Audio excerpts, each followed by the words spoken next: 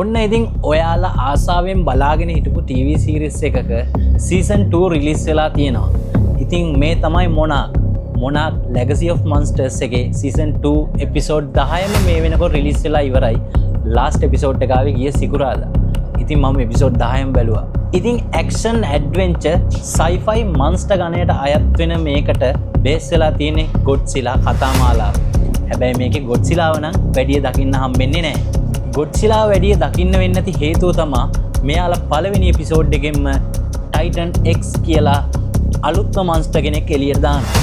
ඉතින් Titan X ආපහු පොළොව යටට යවන්න ගන්න try එක තමා මේ මුළු කතා මාලාවටම බේස් වෙලා තියෙන්නේ. ඉතින් පොළොව යට තියෙන ඇක්සිස් මුන්ඩි වල හිර වෙලා හිටපු කට්ටියව ආපහු පිටත ලෝකෙට ගන්න ගියාම තමා මේ ටයිටන් X පිටත ලෝකෙට නිදහස් වෙන්නේ. ඉතින් මේ පොළොව යටින් බේරිලා ආවට පස්සේ මෙයාලා හොයා ගන්නවා පොළොව යට දවස් 2-3ක් වුණාට පොළොව උඩ අවුරුදු ගාණක් පහුවෙලා තමා මෙයාලා එළියට එන්නේ කියලා. ඉතින් ගොඩ්සිලා සහ කිං කොං මැදිහත් වෙලා මෙතන ලොකු ෆයිට් එකක් කියයි කියලා අපි හිතුවට ටයිටන් Xට පුළුවන් වෙනවා මෙයාලත් එක්ක sannivedanaya කරගන්න. ඉතින් ටික කාලයක් යද්දි මෙයාලා හොයා ගන්නවා කේට්ට ටයිටන් X එක්ක sannivedanaya කරන්න පුළුවන් හැකියාවක් තියෙනවා කියලා.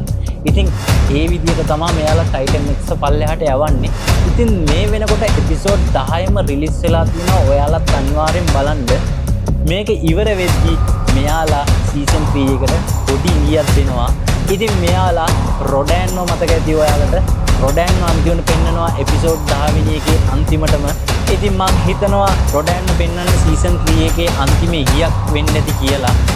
ඉතින් අපි බලමු සීසන් 3 එක තාම එන්නේ කවද්ද කිසිම මුකුත් අදහසක් නැහැ. හැබැයි මේ සීසන් 2 නියමයි අනිවාර්යෙන් ඔයාලා බලන්න මොනාක් Legacy of Monsters.